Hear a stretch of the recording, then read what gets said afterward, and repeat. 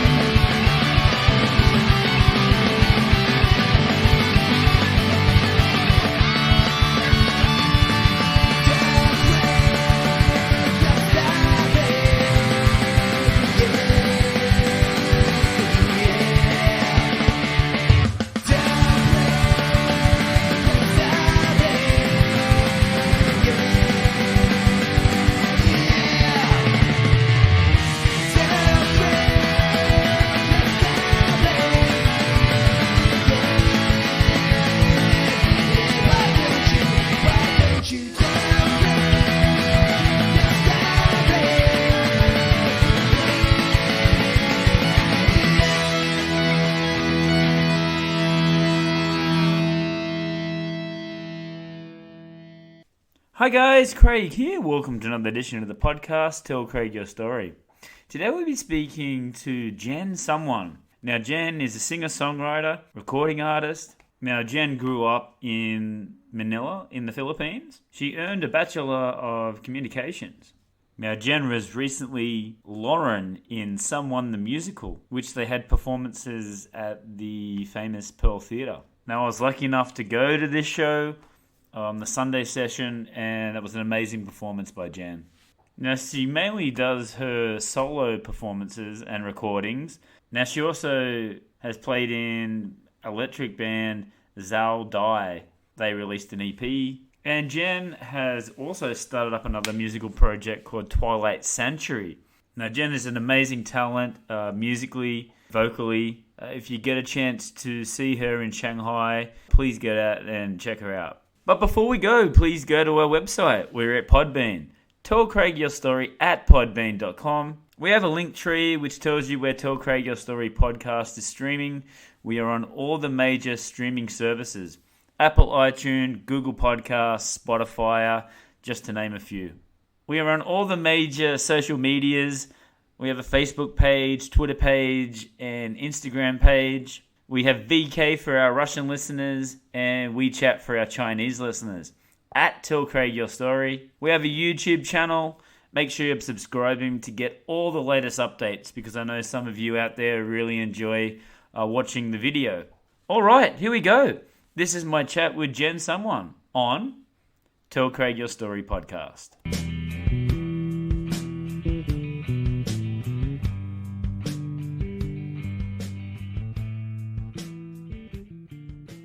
Hi Jen, how you doing today? I'm good. I'm pretty cold from the scooter ride here. All of a sudden it was 5 degrees. Friday was 23 degrees. Mm-hmm. Today was 5 degrees. So that's drop it while it's hot or cold. That's a bit of a drop. Thank you for coming onto the show. It's been a bit of a long time coming. Yeah, we were supposed to do this out in Hangzhou at Avocado, right? In the middle of the forest.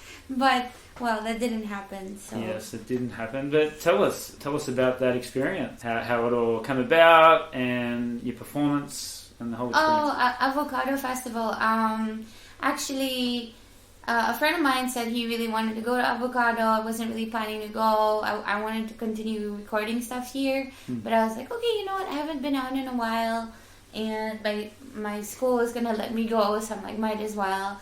And then I'm like, hey, wait, maybe they're still looking for a performer. So I reached out to a friend of mine who's one of the organizers, and he's like, yeah, we need him. Who is? Jimmy. Okay. Yeah. So what had happened was my other friend, Chad, Michael, I was like, hey, I'm going to this music fest. Do you want to play with me? You can get in for free. And he's like, really? Yeah. And so we went to this music festival out in Hangzhou, expecting it to be like a one-time thing, and now it's a new band called Twilight Sanctuary. And I'm really excited about it. I feel like I was like, where have you been all my life? You play the notes that fill in the spaces in my songs that I didn't know I needed. And so yeah, I guess Chad is the new musical love of my life. Yes. I have a few. I'm polymusical loverous, if that's a thing. Very talented musician. But yeah, tell us about the whole experience. You got the bus, you got the ride out there. Yeah, and the really tent. loud music. Yeah, tell us about that. And that was cool. And actually, right before we were going to play, my other friend, Gareth from Nautical Nonsense, was like, hey, my drummer's going to play for you. And I was like, what? But we didn't practice. He's fine. He's a pro. And then so Jeff Seltzer shows up, and I'm like, I hope this doesn't, like crash and burn. It's like, kill it or crickets. Yeah. But he totally rocked it. He's a total pro. I mean, he's got like a master's in percussion, and like he doesn't just play drums, he plays all sorts of things. And it's just unfortunate he's stuck in Changzhou at the moment because of the COVID situation. He's like under house arrest, like he can't even go on campus because of the 4 cases. But last I heard, they're gonna go back on to teaching on campus face to face on the 22nd. But for now, it's like twiddling their thumbs online. Right. It's unfortunate, but yeah, I mean, it was a really great experience. I got to meet musicians from Beijing, Suzhou. Like, I had a fiddler come on to one of our songs, and I was like, oh, where'd you live? I'm like, can you come record in my album? Because I plan to make this my last year in Shanghai as well. So I have like a whole bunch of things on my bucket list, and laying down tracks and recording is really a huge thing for me right now. I didn't really expect to do a lot of live shows, but I think if I do, it'll be mostly with Twilight Sanctuary. And otherwise, I will be a studio rat with my buddy Tyler from Flip House, if you guys know him. Of course. Yeah. So that's the latest happenings in my life, I think. Yeah. And the last time I actually saw you perform was Someone the Musical. Yes. And you played Lauren as well. It was amazing. Thank you. I can watching it and just seeing you perform and just thinking how long it would have taken you to get all that together. The songs, the composition, remembering the lines. I mean, does that come easy for you, or is that...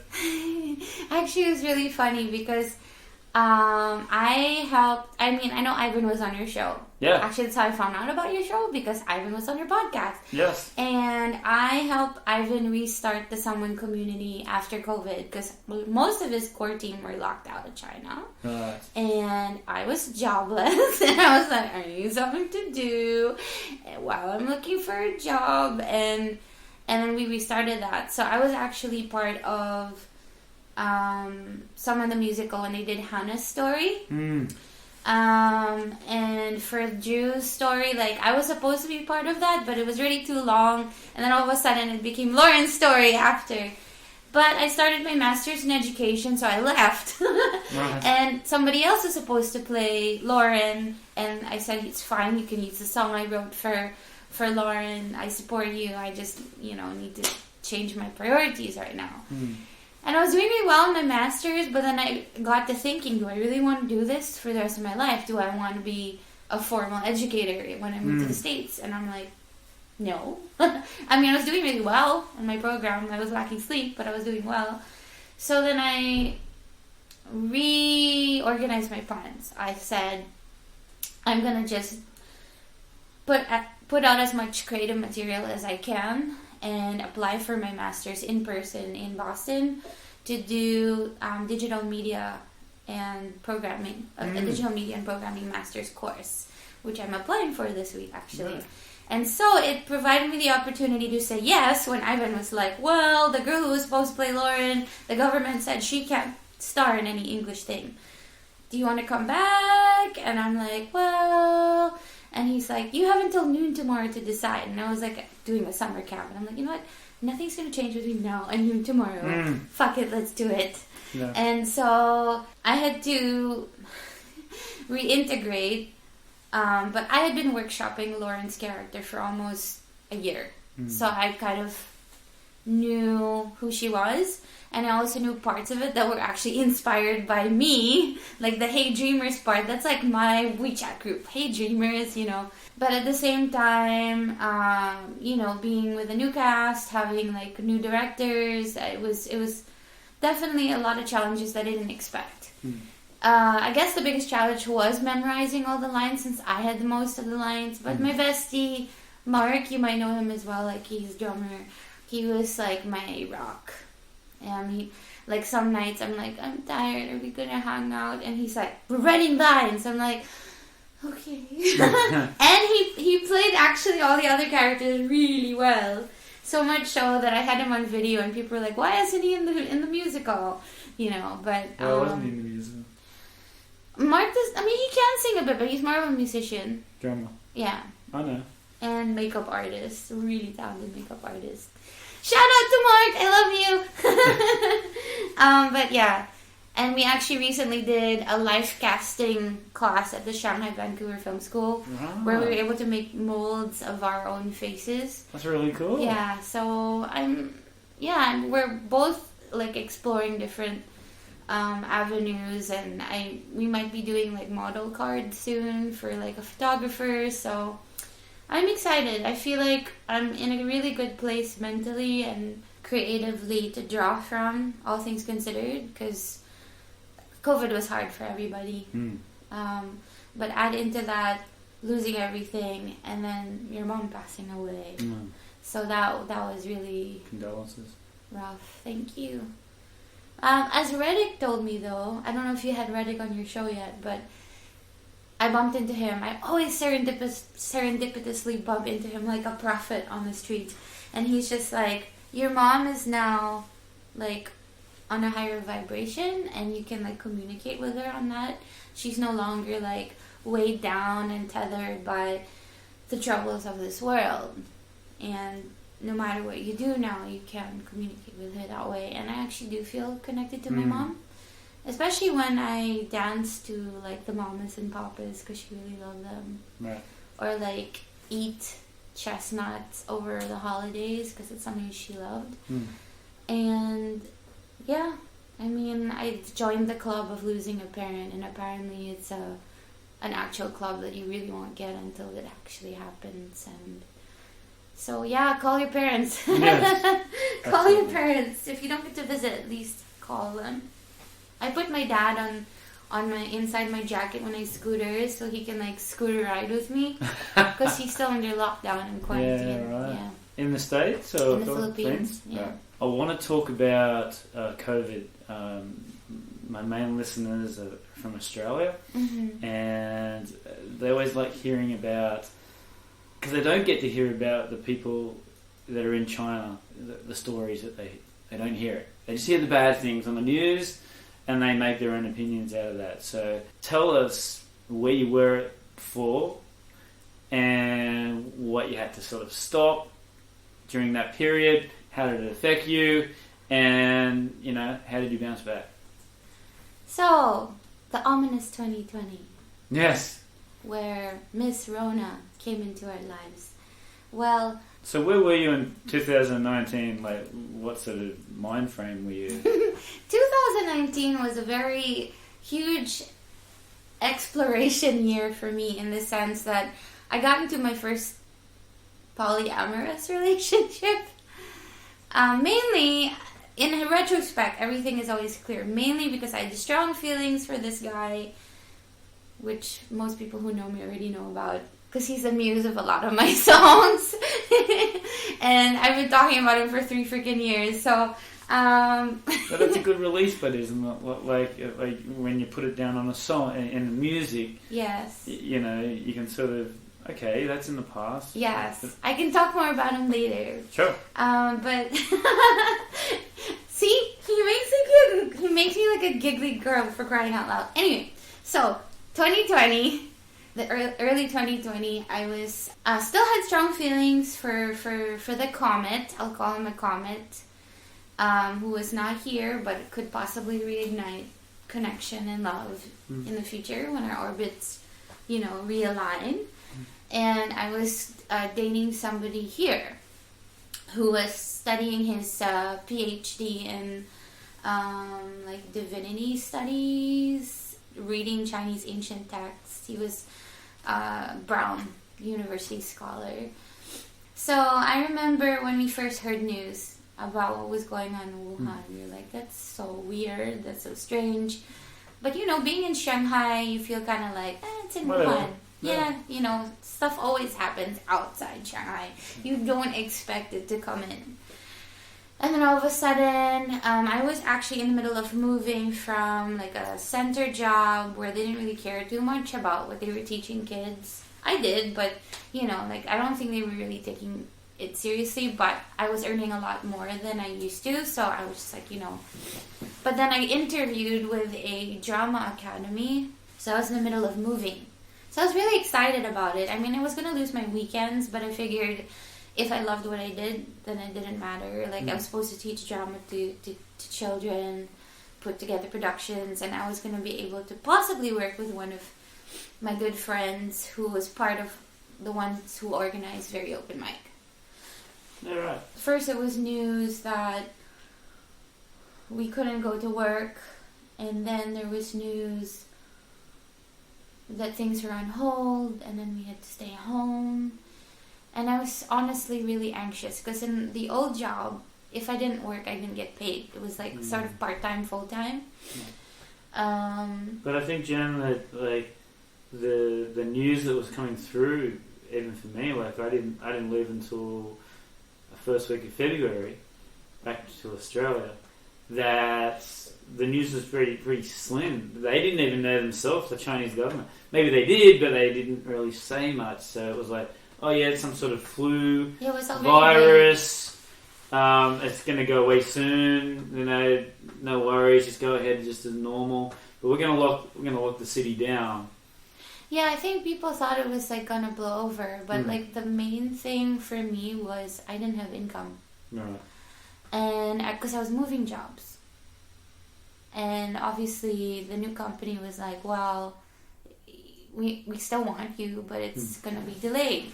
Right. So, but the guy I was seeing at the time, bless his heart, was like, it's okay, kitty, because he used to call me kitties. It's okay, kitty. If your savings run out, you can always take some of my grant money and just pay me back when things reopen. Sounds simple, right? But then 2 days later, he was on a video call. Couldn't look me in the eye, and he's like, kitty, I need to go. And I'm like, what? Yeah, he had already booked the ticket and everything, so I was just like, But, so what did I do? I toughed it out, I helped him, get ready to go. He left, and the next day I was just like, we're still shooting my music video to my videographer. And he was like, are you sure there's a virus outside and it's so cold? And I took off my outer jacket, and I'm like, no, we're shooting this now. Because in my mind, I was trying so hard not to feel too much. Because, even the guy I was seeing was like, I feel like you're not telling me. I don't know if what I'm doing is right. And it's like, I feel like you're abandoning me when I need you the most. And then I was like, but I was like, you know what? I'm just going to focus on my video for the next day, and then I'll figure things out.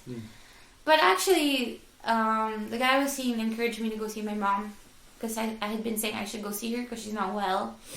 And then he was like, oh, maybe then you can meet me somewhere else. But honestly, with the way things played out, I kind of knew in my heart that it was a good run, but if this is how you're going to react for an emergency, no. And, I knew who I really wanted anyway. I felt like in some way I just was afraid of my own heart at that time. And, but now everything is very clear to me. I went to the Philippines to go see my mom. I was there for like a month and a half. I tried to look for work.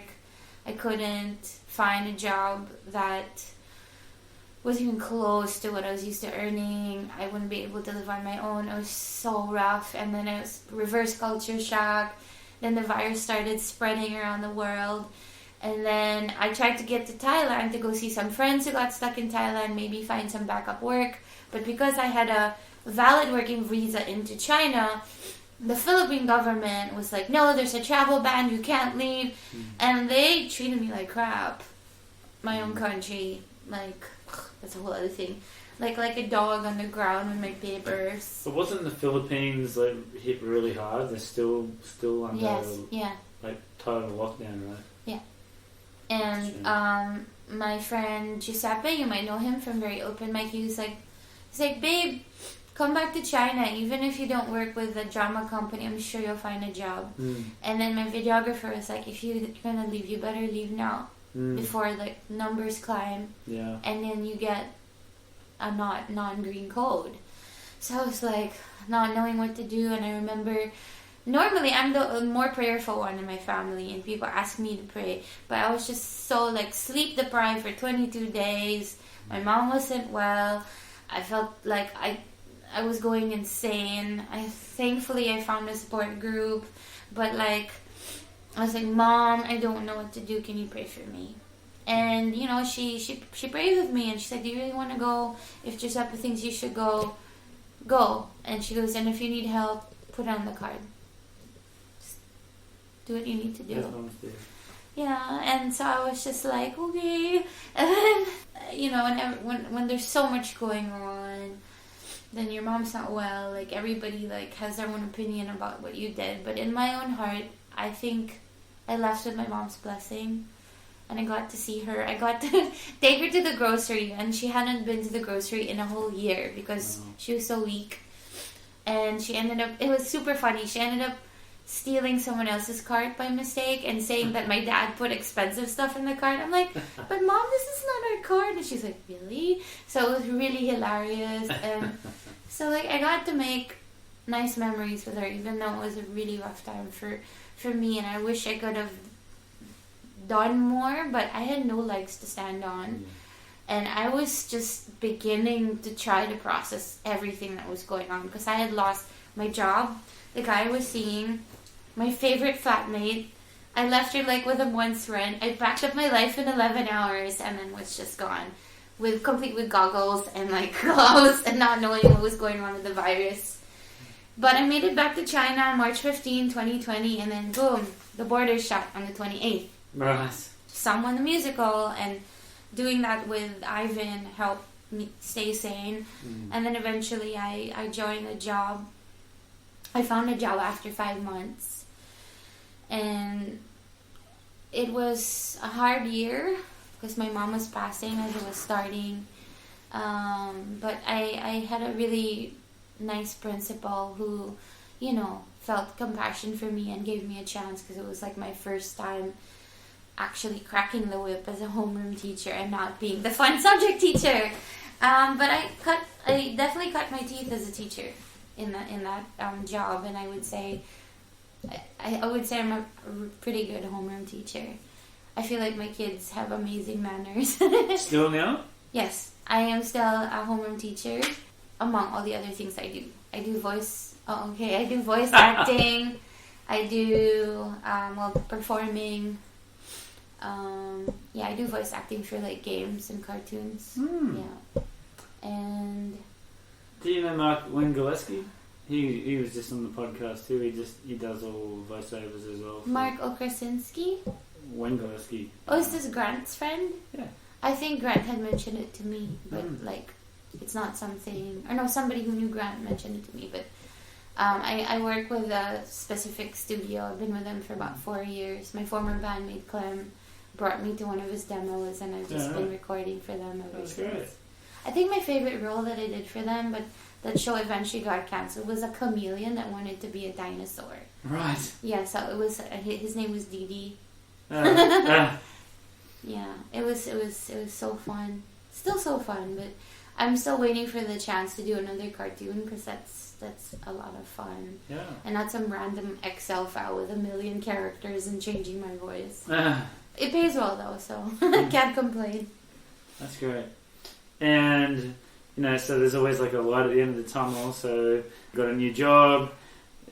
Did you start your music back up then, or was it that like a slow process as well? Some of the musical would have taken a lot of your time, right? I was, I had written the 5th of May, like, with Ivan before coronavirus happened, so I started working on that more. I never stopped writing songs. Yeah, that's what I was going to ask. I always kept writing songs, and I eventually, because actually, my former boyfriend's roommate gave me a place to stay because I was homeless. But it was hard staying in my ex-boyfriend's room. So eventually I ended up moving in with Ivan. Right.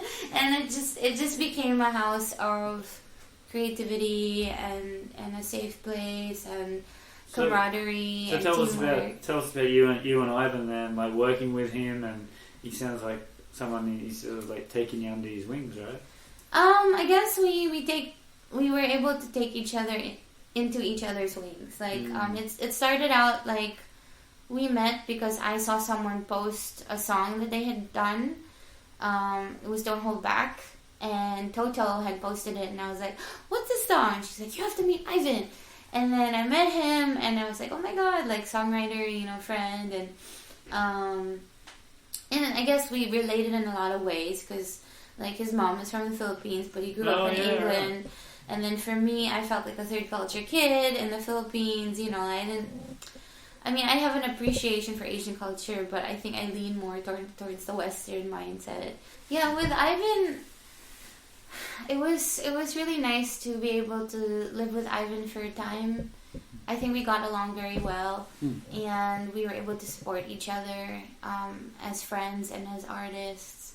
It was also convenient because since I was doing Someone the Musical, I could help and we could go home together. It helped keep me motivated and also keep me up at night. But but I would always remember him popping in and being like, "Hey, do you have time? Can you workshop this song with me?" I'm like, "I'm tired," especially since I was like teaching like tiny humans. Yes. But then I was like, "Oh, okay, let's do it." And then I'd be awake again. And I guess being with Ivan helped me rediscover my first love, which was theater. My sister took me to the theater when I was 6 years old, and that was the first time I was in a play. It was Godspell, which is funny because after my separation in 2016, I was casted into Godspell in Shanghai by Dreamweaver. That's great. I don't even know how Anne saw me or where she saw me, but I was like, and at first, since I was going through my separation, I was like, oh, no. And then after a few weeks of partying and getting drunk, I'm like, this is not me. I need something productive to do. And then I reached out to her and she said, oh, it was full. And then serendipity happened. They lost their soprano and I was there. And I was the existential atheist that all of a sudden became the first disciple. And I just felt like it was both like,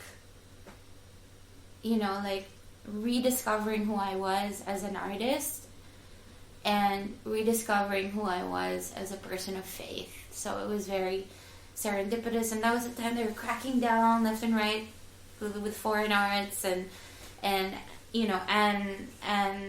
James at the time was just like, this is the unstoppable show, and she made it happen. And yeah, we had 4 sold out shows, and actually your bandmate Josh, like he was my roommate at the time, and he was like, oh my god, you're like rehearsing all the time, like in my room, and the walls were very thin. But when he watched the show, he was like, okay, it was worth it. Yeah. So yeah, the thing is that I've always loved theater, like musical, like it's basically my 2 sisters. Ginger had Andrew Lloyd Webber playing in her room, and my left side, my sister Dish, had Radiohead, and you know, like, so I love both the theater and the rock. So being part of Someone a Musical allowed me to do both, because I mean, modern theater is like branched out more into rock music as well. Ivan was mainly inspired by Rent, and that's a musical that my sister introduced to me as well. So it was just serendipitous, and he's still one of my best friends, and I'm grateful he's in my life. That's great. We don't live together anymore, but, you know, I mean, physically, but creatively, I think we will always intersect in doing workshops, and I told him for the next run, I don't think I can act or be as involved with rehearsals because I want to record and do my stuff. But I said, if you want to, you know, someone to do a guest composer, or if you want me to do a scene or whatever, something I can do on my own and just show up, because like I can't give that kind of time commitment anymore. Did I see that they're on to the next part? They're rehearsing for the next part? They're doing workshops now and bringing people together, gathering interest to see who wants to be a part of Logan's story. So if you do want to be part of that... Josh! Not mentioning any names. Josh Pemberton. Yes, Josh, bro. Yeah, Josh used to live with me. So we miss you. Go do it. Do it. It might bring you back to life. Let's go back and go up to where you grew up. So I do believe you did grow up in Manila. Is that correct? Born in Manila? Alright, so tell us... Thriller in Manila. I was the thriller, not kidding. So tell us about those the memories of growing up in Manila. Like, I haven't met too many people that are born there, so... Tell us what it's like. You know, I visited there a couple of years ago, and it's amazing. I think I had more fun outside of Manila. For sure. Visiting some other places. But it's not that I didn't like Manila. Manila was still great. I had a great time there. I spent maybe 4 or 5 days there.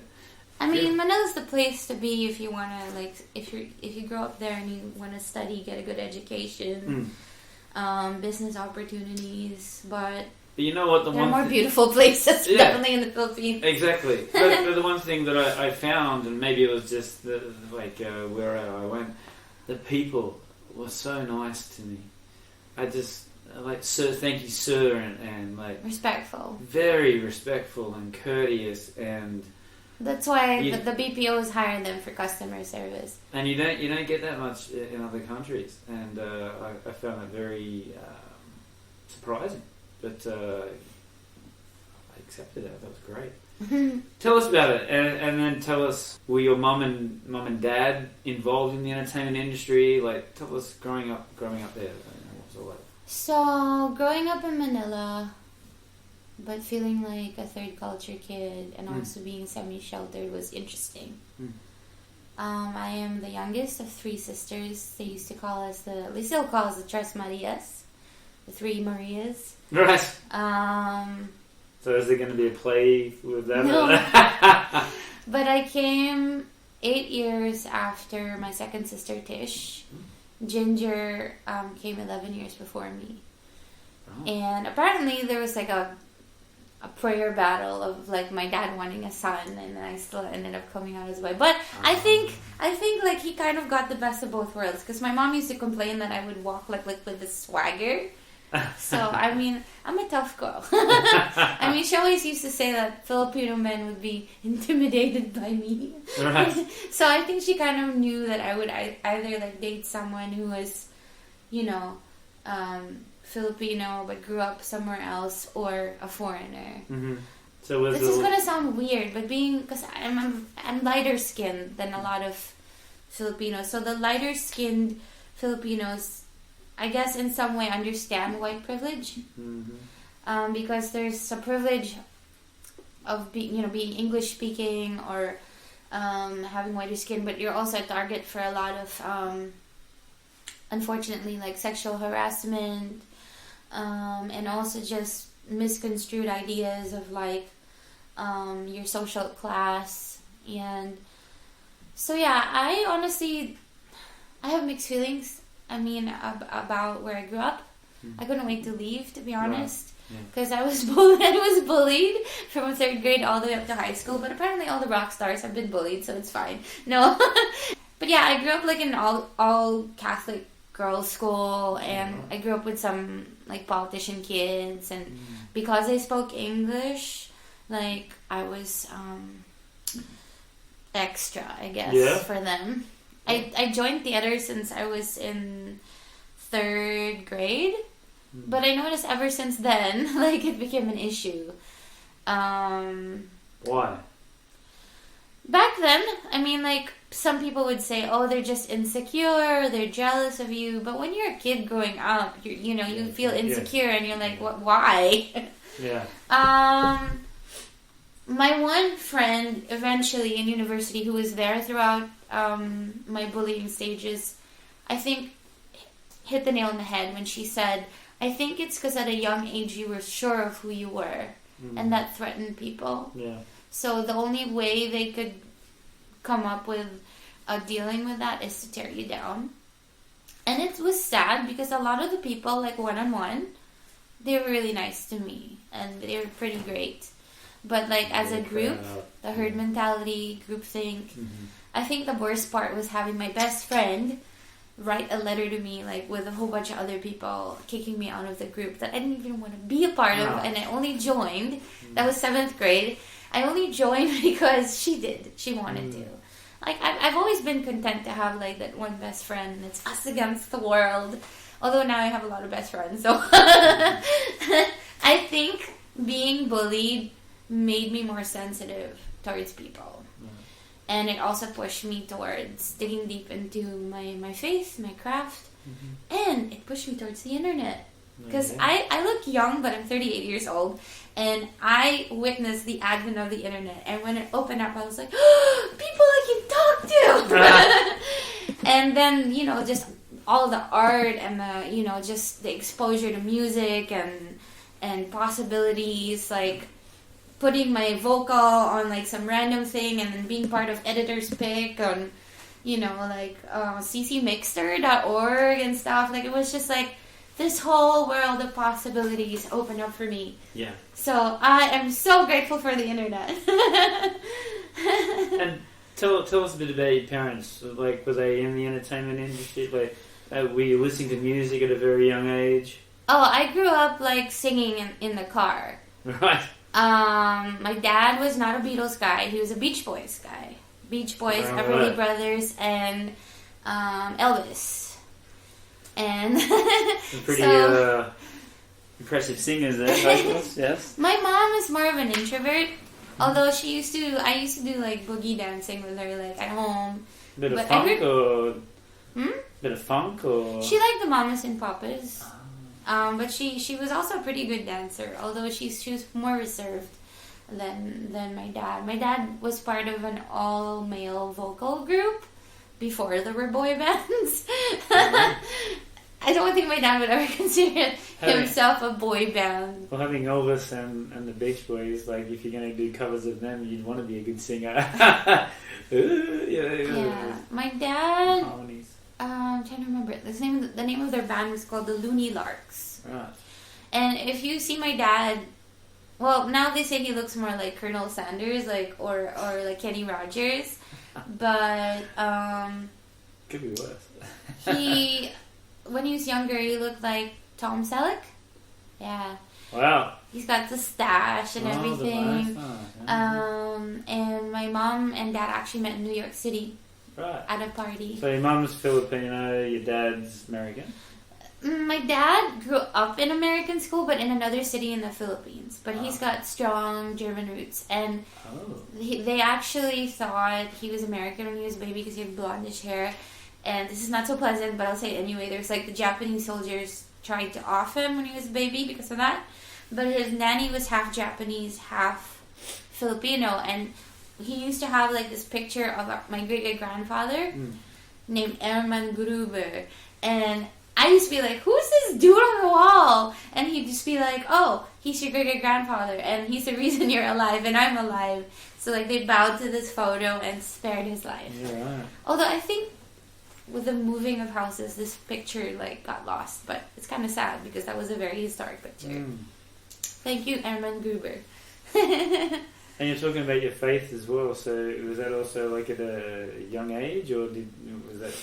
Well, like my family, like I was born and baptized Catholic, but my family joined like a renewed Catholic group, and then later joined, I guess, a non-denominational sort of evangelical group. Was that tough for you?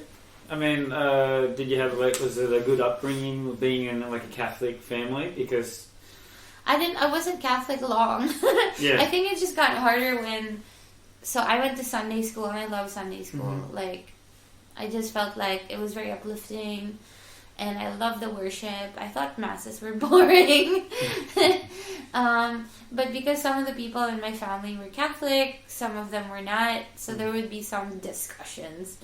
And, you know, like there would be the joke about the born-agains or the burn-agains. And then there would be the closed Catholics. And I'm just like, why can't we all just get along?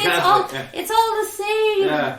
You know, I mean, it's like, I mean, come on, it's all about Jesus for both of them, so I'm like, why? Praying to the same person. Yeah, and so when I went to university, I was very big on ecumenical kind of events. So I was actually able to get like an ecumenical event run in a Jesuit school, which is kind of unheard of. And I did an event more focused on purpose called like, What's This Life For? So I was very active. I think I went a bit extreme in the sense that I was very sheltered. I think I lost a huge part of popular music as I got into like Christian contemporary music so much. But later on I got to, you know, be more exposed. And I think right now my faith is more about spirituality and a relationship of love and just being love to people. And I think if God is real, and then that's his job to like relate to people as he wants to, and vice versa. I just don't feel like I should hide it, but at the same time I don't feel like I should be stuffing it down people's throats, because I don't like that either. Yeah. Especially post-divorce, like feeling really judged by people in the faith, that was pretty rough. But then there were those who also surprised me, like my youth group members. Like, they're like, it's okay, God still has a plan. I'm like, wow.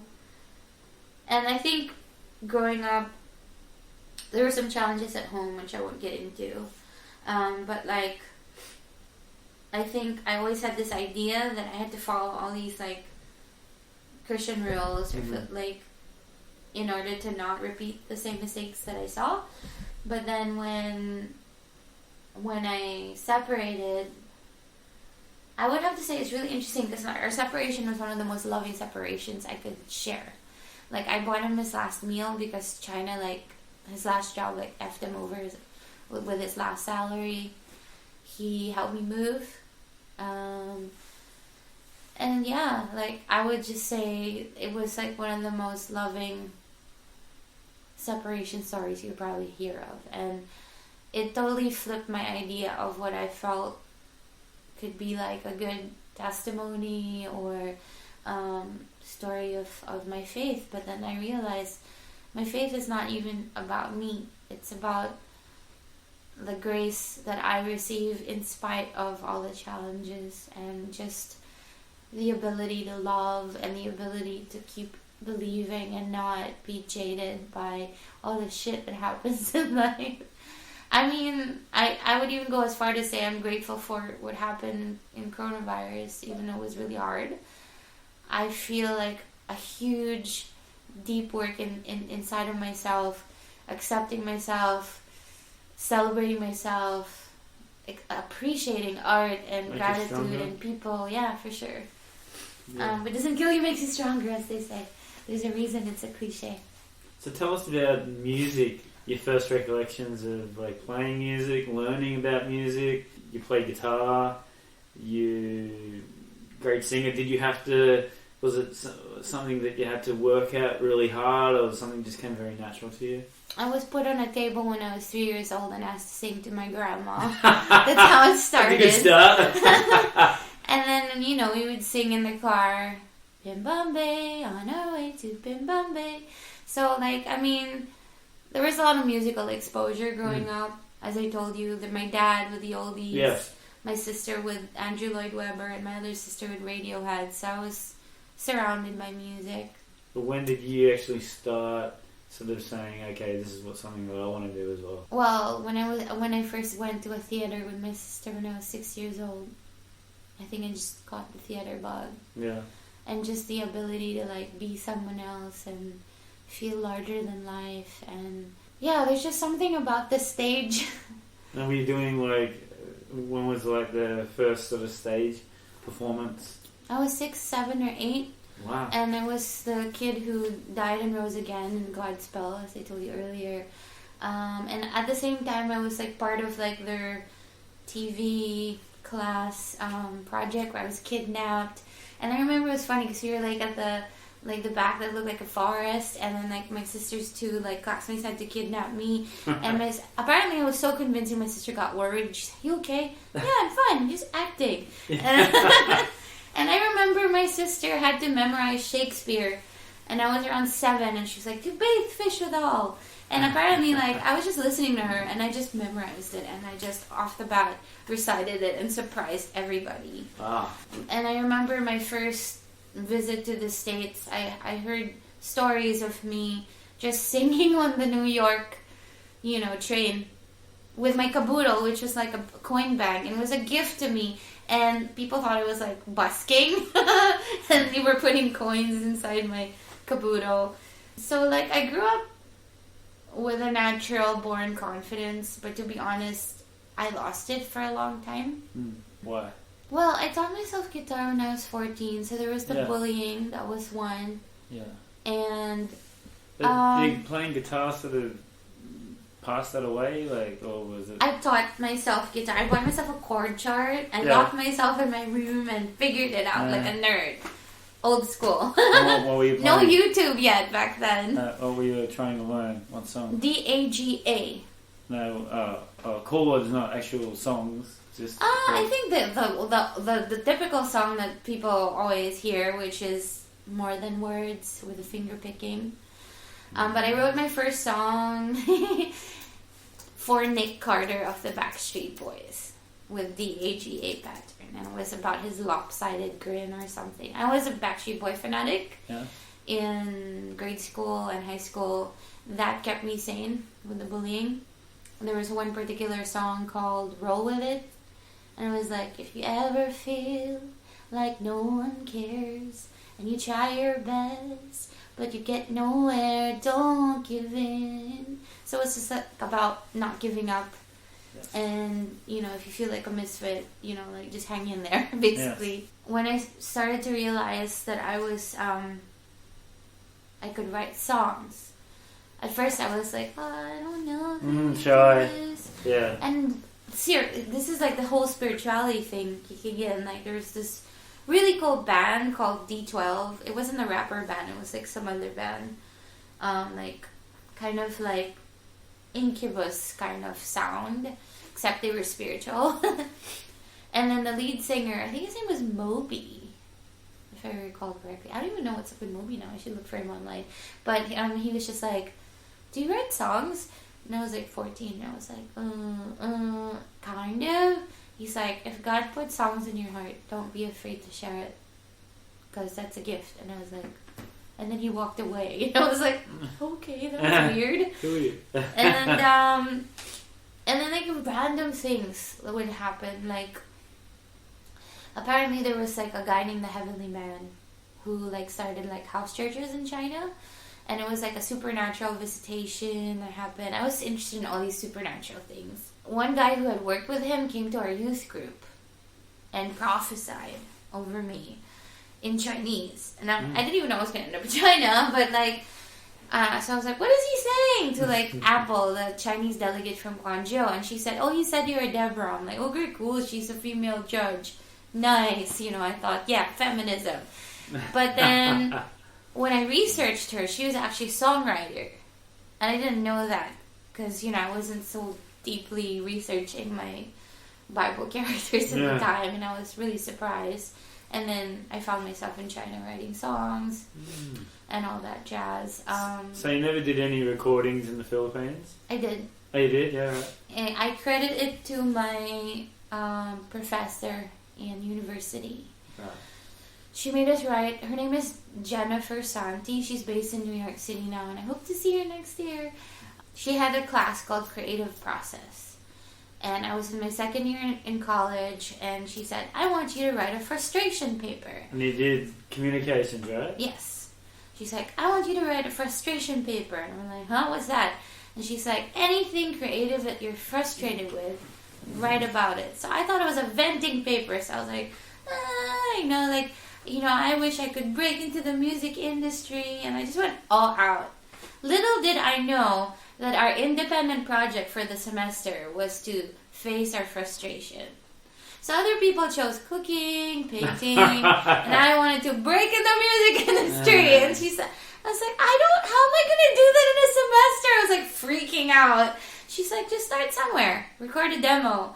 And so what I did was, I had made a friend who was like a recovering alcoholic who was like, I don't know if I can perform without alcohol. I'm like, just count your guitar picks and you'll be fine. I don't know why I came up with that, but it worked. And so he worked for a music shop. His name was Bone. And I was like, hey, Bone, can you help me record a demo for my project? I don't have money, but I can buy you dinner every time. And so because he worked at the music shop, he had like access to the rehearsal room and he had access to equipment. So I would pay for the rehearsal room and then, through my allowance. And then that's how I recorded my first demo. Wow. And then after that, I got signed with a record deal with an independent studio called Last Minute Productions, and out of college, and I was excited, so I did part-time with Berlitz while I was doing that. But a whole bunch of stuff happened where like the owners of that indie record label left, and they left like teenage boys in charge of the project, and it was hard. And then right before I left for China, this charity really said, you have really great songs. And like this really talented producer said, I want to redo it. So he was reworking it, and then his laptop got stolen. And then so they were working on it, and then finally released it. It was a charity album for the Real Life Foundation that gives scholarships to students. But like it got released, I was already in China, so I didn't get to do the whole tour thing or whatever. But I got to bring some of it to China and actually share it with people, different communities, and I was still able to help. But then I got sick for about 5 years. Like I had a hormone imbalance. I think it was to do with oral contraceptives, in my opinion. But then I had like no energy. I was sleeping 9 hours a night and waking up exhausted and still going to work with marketing in a school. So I like let it take the back burner. I was just ministering and stuff. And then later on, when I got better and my metabolism started kicking in again, when I got energy, I was like, I need to do everything. So I moved downtown with my partner at the time. I started doing spoken word poetry, started doing open mics, and it just started coming alive again. I want to get back to the Philippines. Yes. Why Shanghai? It's not on everybody's list to sort of, maybe it is for some people, but you've got a story to tell. If you come to Shanghai, there must be some sort of reasoning, or what was the motivation to come here? Well, my partner and I did a TOEFL course, and the choices for job placement were Korea and China. And we were praying about it, and at the time, he said, ooh, Korea has really cool gaming laptops. And then he goes, but there's something about China. And I was like, I know that I can't explain it either. I mean, if it were up to me, I would have wanted to go to Japan, because like a lot of the clientele over there are Japanese, and I love Japanese food. But then it just happened so quickly. Like one thing I knew, like because I had stopped work and I was like helping him apply. and he did the interview for English First in Starbucks, and the next thing I knew, in 2 weeks he had an offer. And I was the first person on a spousal visa on an EF thing. Right. Now, knowing what I know about salaries, so I understand why. But coming from the Philippines to China, I mean, you don't really know. It was still a big leap in terms of salaries, so we made it work. We were thankful for Family Mart. Still thankful for Family Mart. But you know, when you're running low on cash, like, it's just like, yes, Family Mart.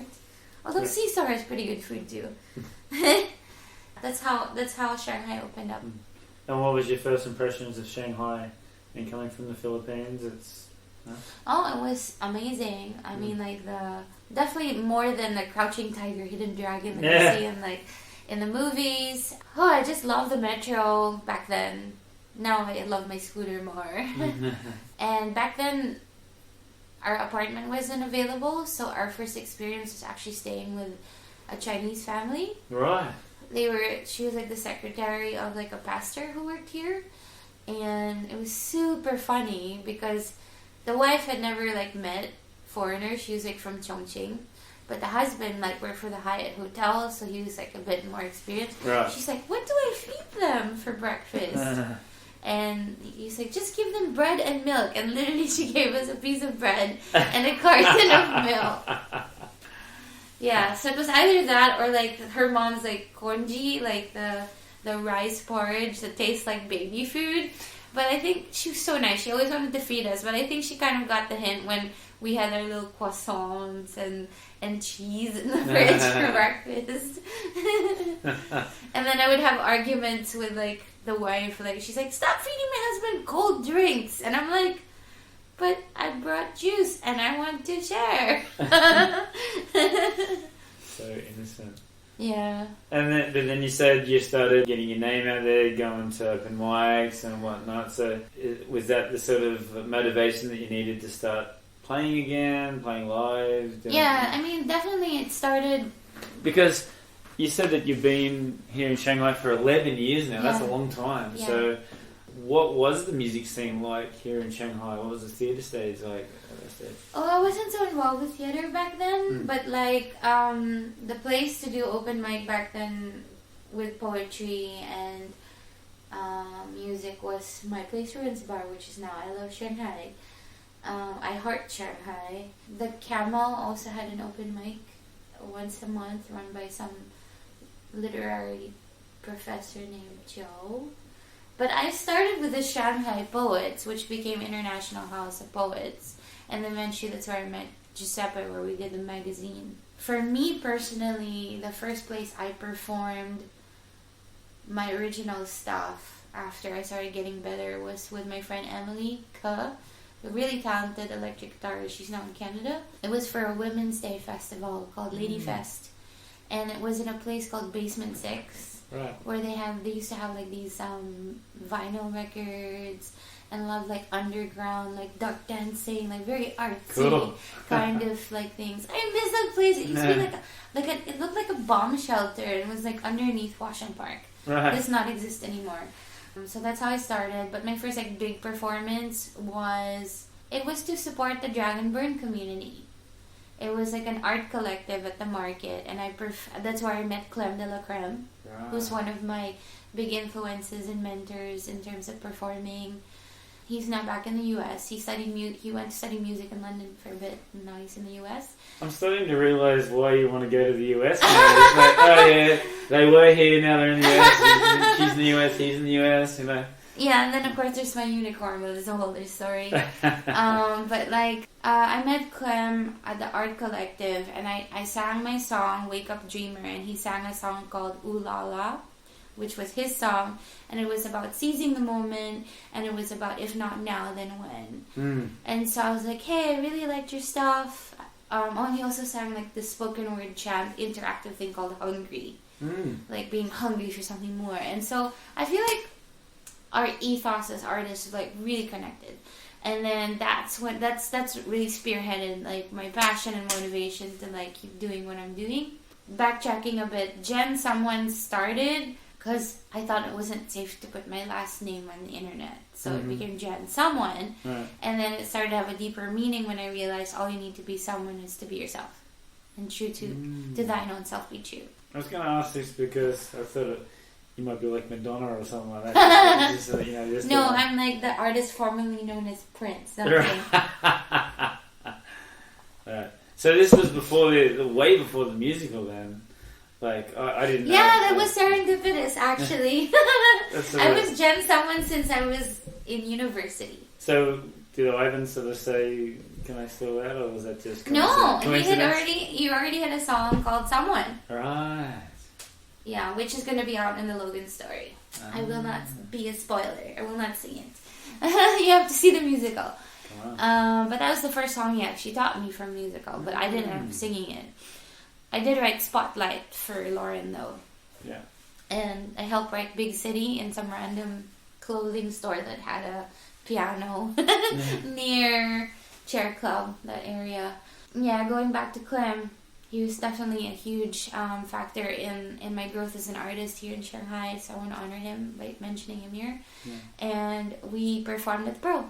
The Pearl is special to me because it was supposed to be a experimental variety show where they wanted me to sing. And then I was like, okay, I want this to happen and the curtains to close and blah, blah, blah. And they're like, wait, aren't you just going to sing? Because, like when they want to put a musician there, it's like an intermission number. I'm like, but you called it an experimental laboratory, like variety show. So I want to experiment too, because I'm not just a singer-songwriter. I'm a theater person, I'm an artist. So I wanted like the whole act to symbolize the meaning of the song. Yes. Which is Wake Up Dreamer. So I had like a microphone behind the curtain, a microphone in front of the curtain, and I kind of wanted it to be like me stepping out into my spotlight in my place. And then I planted Clem in the audience. So like when they think, okay, I'm about to end, and then all of a sudden like I break out into like a rhythmic muted pattern, and all of a sudden he starts coming up and he's like, wake up dreamer, and he just starts rapping in the middle of this acoustic song. So it was so fun, so memorable. And I still remember Grant. I didn't know who he was. He was taking pictures, and he goes, actually, I own this place. Yes. And he goes, keep writing songs. And it started there. And I never stopped. Did you know his background? Because I've also interviewed Grant on and was like, whoa. No, I don't. Oh, listen to the podcast. It's amazing. Send me the link. He's just like, he's just like. So when did you start regularly start playing like live shows, live theatre? When was this? What sort of year are we looking at? 2015 or 14? 2015. 14 maybe. Why did it take so long? Was it just like other things to do, or I was sick. Yeah, and I didn't have the energy for it. And I was also very busy with ministry. How hard? Sorry to be personal, but how hard was that to be in like Shanghai? I mean, I can only go from my experiences with the medical here, and you can be very lucky, or it can be absolutely awful. Oh, it was a shit show. Yeah. Because people just wanted to eat your insurance and not really help you. So I decided to, when I saw a naturopath who was actually operating out of her home, I decided to start doing my own research and was able to rebalance my gut and in effect rebalance my hormones. Don't you think that's the best thing, doing your own research? Yes. And just I'm lucky I'm a nerd.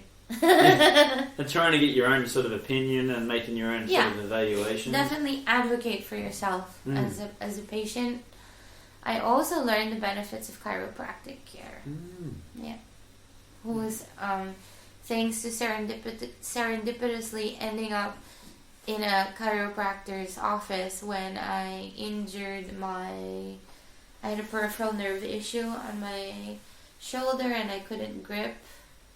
So I ended up in Dr. Andrew May's office, and he was from Melbourne. Oh, come on. And he was like a big brother to me. And he was even talking to me about, because I talked to him about some of my issues growing up, and he talked about neuro-emotional release therapy, and how our body holds on to like trauma. So I think some of my health issues, aside from oral contraceptives, also probably had to do with challenges I had growing up.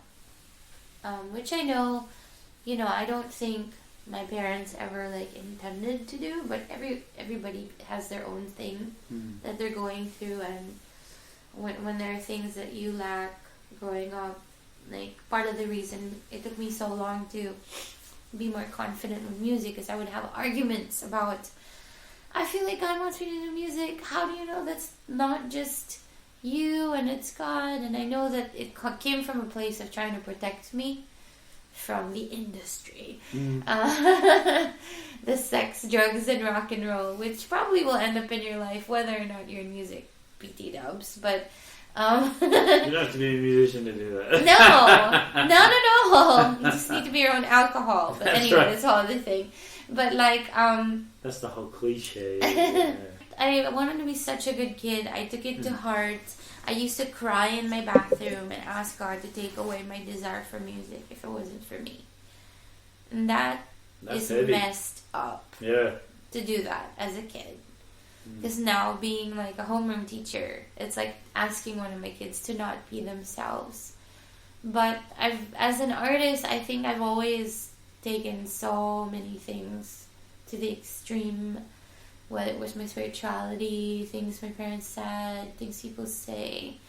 But it's part of what makes me a good artist. But it's also learning through my recovery program and stuff, learning to detach, learning to know what to let go of, learning to grow from things instead of like living in the pain. But yeah, I think one of the most beautiful things I learned from when I went to media school in Thailand for 8 weeks in 2015, after like I was sick and then I left. I finished my contract at the job. I just needed a break, and I went there. It was called Media Light, and Pastor Chuck, who Sono headed the program, he left ministry to go to film school because he felt like media was the way to be most effective to communicate like hope and life, because that's where people live in media. And so I went to that school. It was amazing, and he was talking about, well, one, the book Living with a Creative Mind, and about how artists have to have like the duality of living with a deflated ego and inflated ego, because as an artist, when you're on stage, you need to be larger in life so that people can feel what you're feeling, but then you also have to have those moments of a deflated ego where you're like in your emotions and raw and can write and create. And I realized, I'm not neurotic. This is normal as an artist.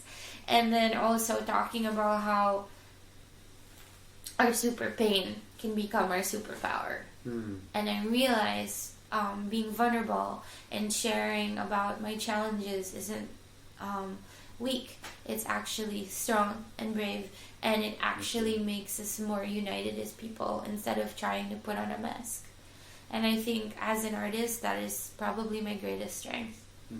And to be honest, like, I'm not in this for the fame. If I get a bigger platform to share my music and my art, that's great because I can connect with more people.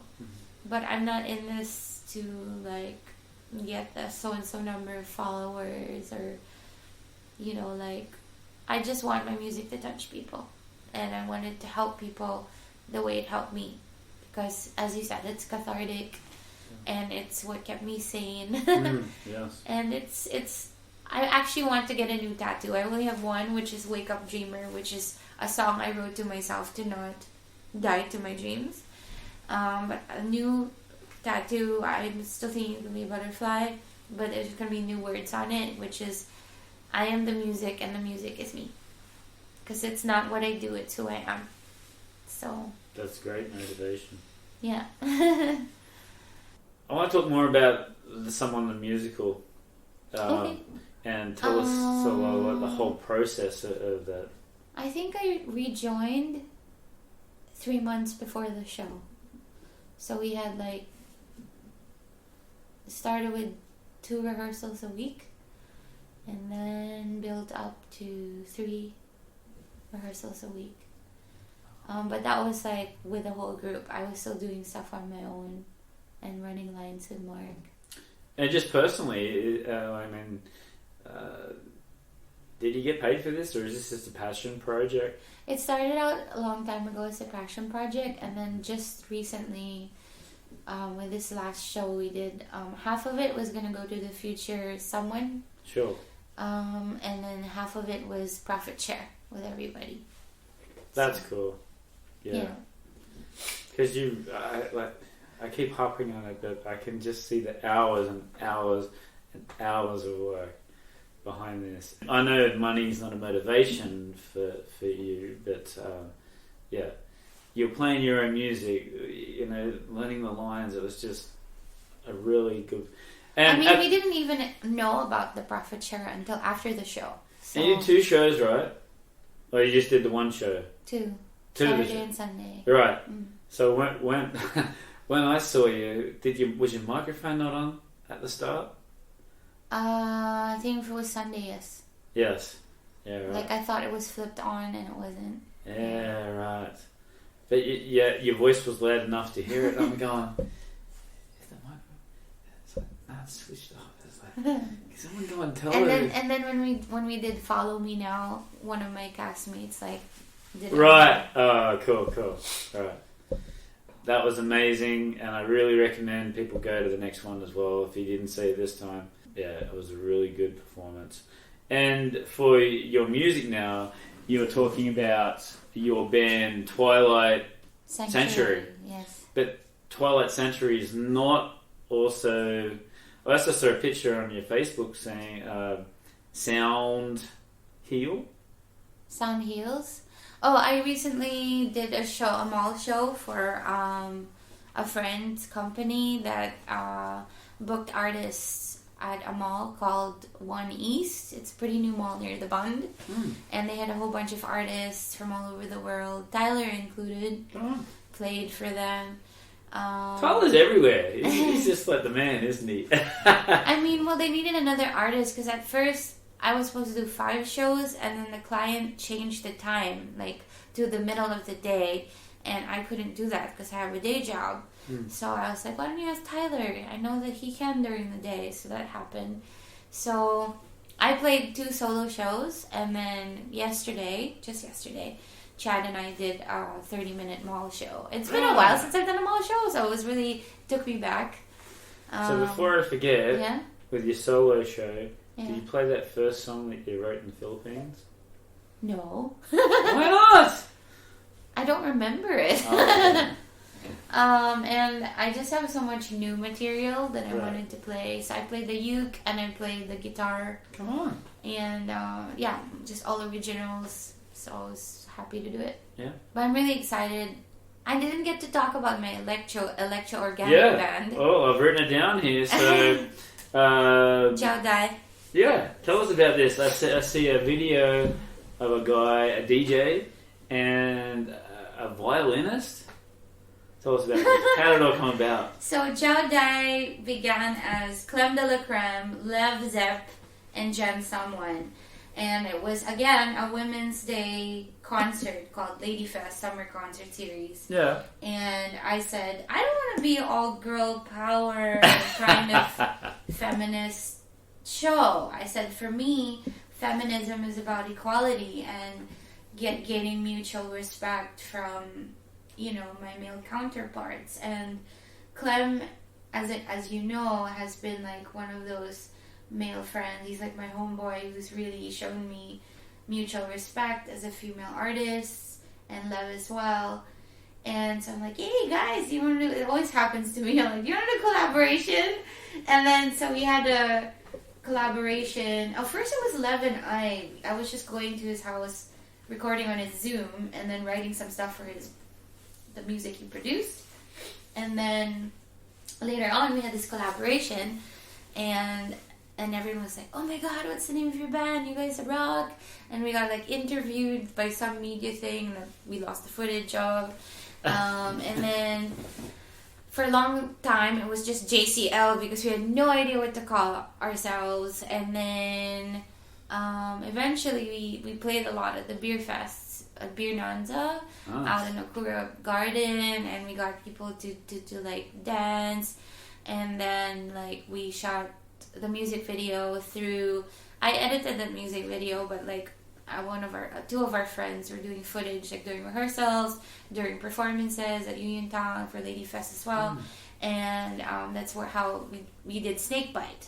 But it took 2 freaking years to finish the EP. Wow. Because like again, a computer crashed. And then Clem's like, oh, we can do better vocals. So then we were in his bad cave and we were doing the vocals. But we persevered, and I released it off DistroKid just, I think just last year. Right. It was part of the things I wanted to do when I got back and was back on my feet. And I wanted to, release our stuff. And I'm proud of our work. I mean, if I get a chance to do like a reunion gig with Zhao Dai in the US, I think that would be great. I honestly think our music would be great in like soundtracks and stuff. We call it electro-organic because it was a combination of electronically produced music and live instrumentation. So Lev also played the keyboard, the synth, and he also played the violin. Clem plays bass, but for this band, like he did most of the rapping, and I did the hooks and singing over several tracks. So the EP actually come out, because it says here the trio will be releasing their first EP this summer. Oh, that's an old article. Oh. That's why. So yes. It was released last year. Okay. Carrier single is called Snakebite.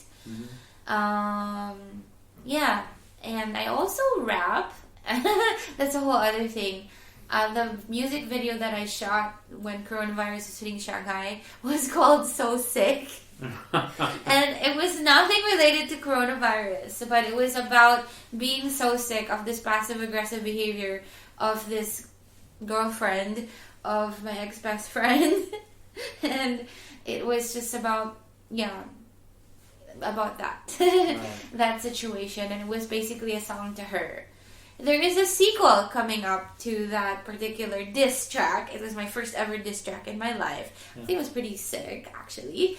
And it's called Dear Bro. And I will be recording that with Tyler soon. I was supposed to record with him on Sunday, but didn't hear from him after a really early morning video call with Jack and Tyler, and he's like, we're still drinking, and I'm like oh, and he goes, someone wants to talk to you, and it's Jack doing a hilarious impression of Tyler, and then he's like, press record. I'm like, Jack, this is a video call. But he goes, okay, show up at 2 o'clock. I'm like, yo, Tyler, you alive? I didn't hear from him until 7 o'clock at night, but I'm like, it's okay, make it up to me another day. Yeah. I'm excited to work with Tyler, though. I've heard great things about him, and I've seen his music and his studio, and I'm really excited that they built it with their bare hands. Mm-hmm. Yeah. Absolutely. It's called Cube Studio. Tyler, I'm plugging it for you. Come on. Book the rehearsal space, book some recording time, crank out your stuff. Whereabouts is it? Yeah, right across from Pine Tree. Oh, yeah. How convenient. A nice little area. Yeah. Cool. So and Tyler's easy to work with in recording. I actually recorded on the 5th of May. Jack helped me with some guitars, and I did the vocals there. He was really easy to work with as a sound engineer. If you can't work with Tyler, I think you've got some problems. He's just a... Oh, he's a sweetheart. He is. He's just a... I love you, Tyler. All right. I'm not saying this because I want a discount. I think you're awesome. So you've been through your ups and downs with health and family. Family, divorce, death, you name it. So, pandemic, life. But we all go through it. So what would you say to an inspiring musician that wants to be like a recording artist or a singer or a vocalist? What advice would you give them if they're starting off? All you need to be someone is to be yourself. Just keep at it. And find the right people in your inner circle. And find mentorship. Find the right people in your dreamer's corner. Yeah. Definitely.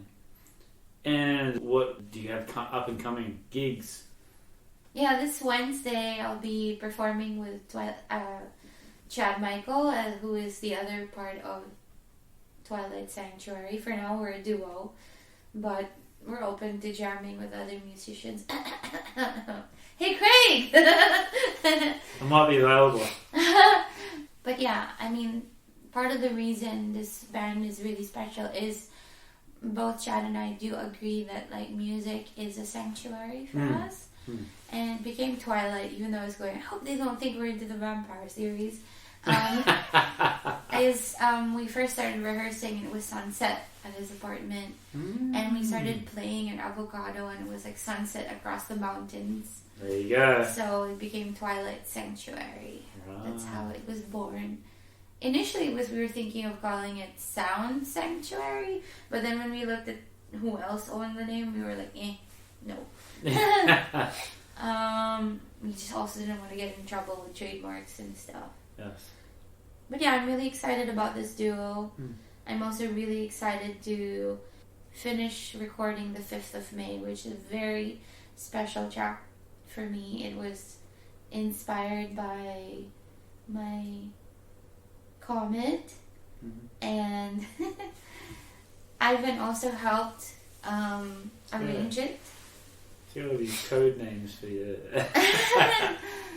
Only for him. And I can't stop giggling when I talk about it. Oh my god. Anyway, yeah, the 5th of May is a very special song. It's an anthem of hope. It's also an opportunity to showcase my rock vocals, which not many people have heard just yet. And I love the dirty guitars that Jack did on it. And I actually... Oh, Jack does the guitars?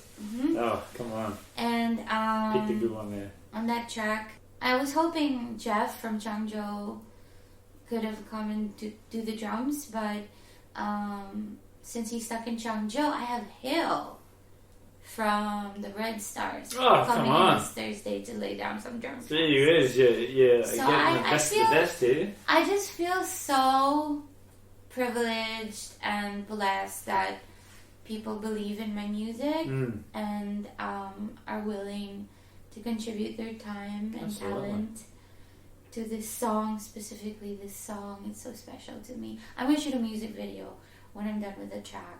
I already have like a video artist in mind too. I have so much to be grateful for, and I'm really happy with the direction in which my life is going. And so here's a follow-up question then. So is it about the comment? No.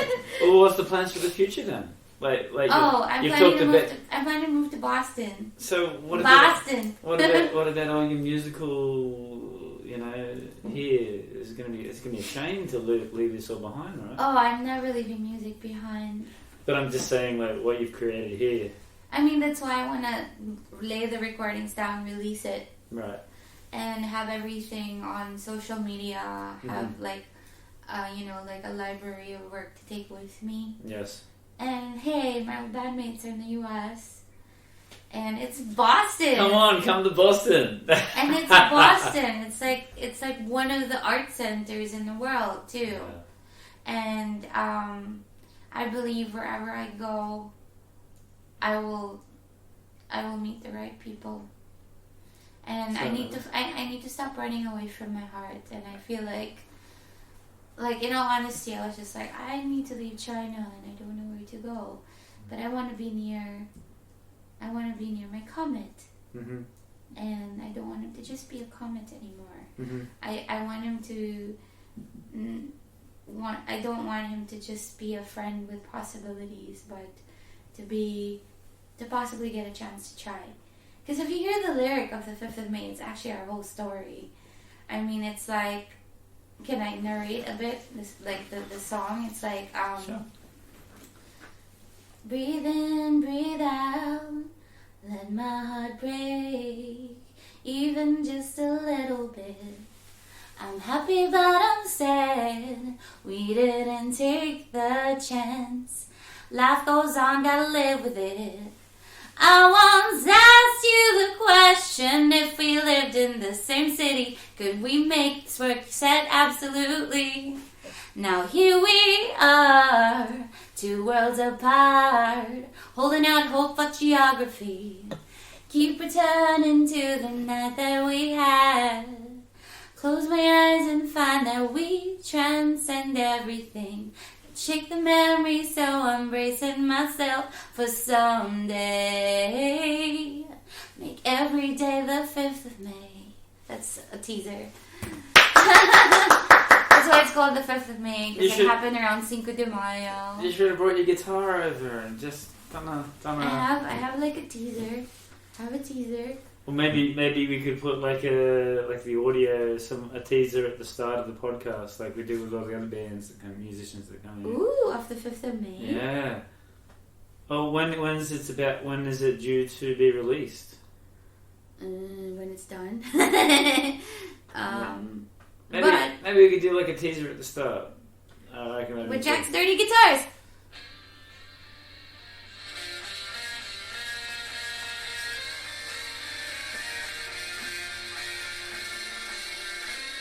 I mean, Chad already laid the bass down on Thursday last week, and he was putting in the drums, so it's pretty much just mixing and mastering after that. Soon, sometime in November. Come on. Even just a little bit. Come on, we're getting exclusive. Take the chance. We're gonna get this podcast out very quickly. Huh? Tell us about your social medias. Where can we find Jen Someone? Oh, on Instagram, you can find me by typing Jen Someone. Pretty much straightforward. And I'm also on Facebook, I guess. But it pretty much just replicates what's on Instagram. Do you have a Jen Someone Facebook? Yes. Oh, cool. And also, you can search for Zhao Dai, ZHAODAI, on Spotify. You can have our EPs out there. You can also search So Sick, which is my diss track single, also on Spotify. I also have a video on YouTube for So Sick and for Snakebite with Zhao Dai. I think in terms of social media, that's pretty much it. And I guess, in China, it's my WeChat, but I'm not going to publicize that. Do you have like a what do you call it, a group? Oh yeah. Right now the group that I have, Dreamers Corner group on WeChat. That it started out with stuff I was updating about me, but then I just kind of wanted it to be a place where people can have opportunities to do their art. And get information on how to explore what they creatively want to do, kind of like the creative process thing, except with a community of people to support. But it's not that active these days. I started a new group for Twilight Sanctuary. Yeah, because I pretty much want that to be the focus. And the 5th of May, but that's for people playing on the track. So maybe do it later. But yeah, I mean, a lot of my really great songs have been inspired by my comet, so props to him for being my muse. I'm really excited about being able to see him in person. Yeah. Okay, and it's going to open up all these different ideas for songs, and when you get over there, all new musicians, it's going to be fun. Yep. And going back to school! That's great! When are you coming to either visit or play shows in Australia? Oh, no clue. It hasn't even crossed my mind. But... Well, now. Now you're going to have this fan base now. Well, I mean, I do have cousins in Sydney and friends in Sydney. Uh-huh. So if given the opportunity and if travel is easier, then why not? I'm just north of Sydney and they've opened the borders. Come on. Yay. I have to get to Boston first and finish school. One step at a time, right? Yeah. Priorities. Yeah. Yeah, I'm actually grateful to be in a place where I just feel very open courageous, feeling like I have nothing to lose and everything to gain. And I love that. And I had Elsa. I don't know if you know Elsa. I do. Yeah, and she's doing something very similar here as well. She quit a job as a principal to become a full-time musician, and she's just going to risk it all, a job, doing this. And I love that. I love those sort of stories that they just focus on something and they're just passionate, they just want to do it. I love it. And I love your story as well. Your favourite, don't think about it, just whatever comes to your mind as of today, your top 2 or 3 favourites. Alright, are you ready, Jen? Yes.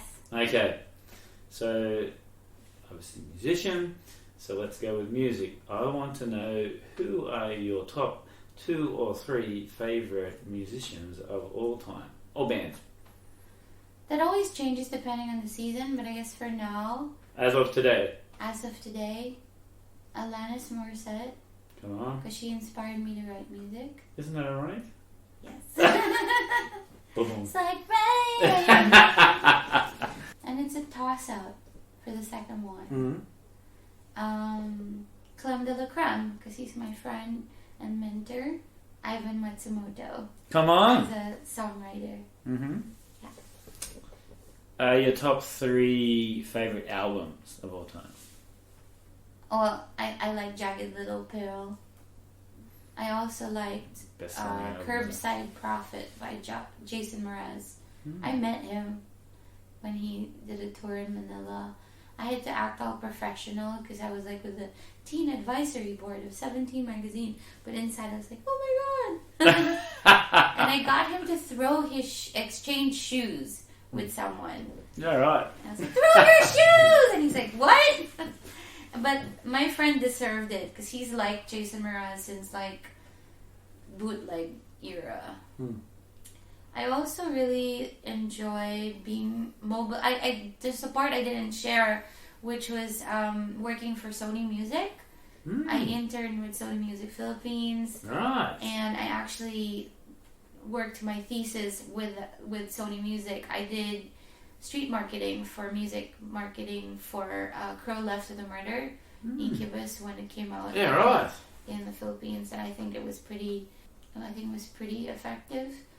I think I need to get better at doing that for myself. It feels a little bit more awkward. I feel like for me, I just naturally, organically wish that people would just know and just come support. But I actually think it would be fun to mobilize people to spread the ethos of being true to yourself and without it sounding so cheesy. Yeah. Yeah. Sounds good. Interesting. I'm trying to think any other albums. I like Jars of Clay. If it comes to like contemporary Christian music, I really like Jars of Clay. I think they're really talented and underrated. Switchfoot is good too. There's a lot of really talented like Christian musicians, and it's just really sad that sometimes because they label themselves as Christian musicians, like a lot of doors are closed. Which is why I don't want to be labeled as a Christian musician, even though I do consider myself Christian, but not in a very religious sense. Movies. Movies. Your top 2 or 3 favorite movies of all time. Cinematography-wise, I really like The Fall. It was my favorite horror movie. I like The Ring. Come on. But like the Japanese one. Oh, the Japanese one, right. The Hollywood one is just too over. Yeah. That's just Hollywood. Yeah. Last one. Mm-hmm. Who is your greatest inspiration / hero? And why? 2 people. First one, her name is Joyce. Joyce Meyer Titular. She was my first mentor back in university. She ran a radio show called Against the Flow. She guested me as a performer, and she also gave me an opportunity to do script writing and host the show on the radio. And until today, she still checks in on me like I'm her, like her own daughter. And she understood me in ways that nobody's understood me. and believed in me, even when it felt like nobody believed in me. And Clem de la Creme, because he inspires me to keep moving forward and just being myself. And like, even though we don't talk every day anymore and we're not in the Batcave recording, like just the other night when I was having a grief hit, I was up at 2 a.m. and talking to him, and we were rocking out to each other's songs, you know, sharing our music. And yeah, and I guess the third one would be my comet, because I probably shouldn't mention his name just because he's very introverted and shy, and if it's on the podcast, I don't know how you feel about it, but like I just sent him a message the other day. You saw me when I tried to hide. You effortlessly found a way beyond the fortress. You were an anchor when I felt tossed by wave after wave of chaos. You reminded me of my strength when I felt too tired to carry on. You reminded me what it means to remember my beauty is untainted by the sorrows of this life. You dilute the viscous waters of grief with your presence in life. All this from 1,000 miles away. I can only imagine how good life could be when proximity is no longer an issue. Again, dear Comet, I want you in my life, closer and within an embrace's reach, because you've taught me so much just by being you. Wow. True love, right there. I don't know. We'll see. All I'm praying for is a chance to chat. I'm not going to pretend to dictate what it is, and just going to embrace it for what it will be. That's like life. Don't push it in one direction. Just see how it goes. You know what's ironic, aside from Alanis' song, is my former best friend said, you have to meet this guy from Boston. And I was like, I don't want to meet boys. I just want to hang out with my friends. Because it was like after my separation, I was just not in that mode. I wanted to be one of the guys. I just wanted to be by myself. I met him, and I was so, like, I'm an artist and so judgy. I was just like, I don't like him, he's boring. That's what I told, like, my best friend. He's like, give him a chance. He's from Boston. He needs time to warm up. Blah, blah, blah. What does that make a difference where he's from? I don't know. I have no clue what he read. But that same night, he was like, hey, do you want to dance? Like, because we were celebrating our other friend's birthday. And I was just like, sure. And I was so dense. I thought like the whole group was going to go dance. Mm. And he just took my hand like a kid, you know, like, hey, come with me. And like pulled me to the dance floor. And I was just like, you know, usually if any guy I didn't really, you know, like touch me in any way, I would flinch, I would, you know. But it felt like the most natural thing. Mm. And then we ended up at the dance floor, and I was like, where is everybody? And so it was just him and me. And, and then the rest of the people getting down to hip-hop at Live Our Own. Yeah. But it was so interesting, because it's like he danced close to me, but not too close. And he looked up at me like I was the queen of the universe. Mm. And I didn't know what to do with it. And I said, well, this is not boring. And then the next thing I know, we were like kissing, and I was like, we should go find our friends. And he's like, uh-huh. But then like we spent 2 of the most magical nights together. And literally, I had not seen this side of the barn the 8 years I had been here. And we just wandered off. He led the way. And fairy lights appeared. I'm not kidding. Fairy lights appeared on the ground. And yeah, it was like we had the whole city to ourselves, as he said. It was like we almost transcended everything around us. Well, Jan, on that note, great story. Amazing musician. I love your passion. You've been down, you've been, kicked to the ground, but you got up. And I always respect people that do that. And, you're following a dream. You're following your heart. So I've been there too. So I totally understand. So all the best. And I'm glad we're actually getting to know each other beyond just seeing each other around. There you go. Yeah. All the best with the music. Thank you. Don't be a stranger to Shanghai. And come back on when you've got another band or other music that you want to promote.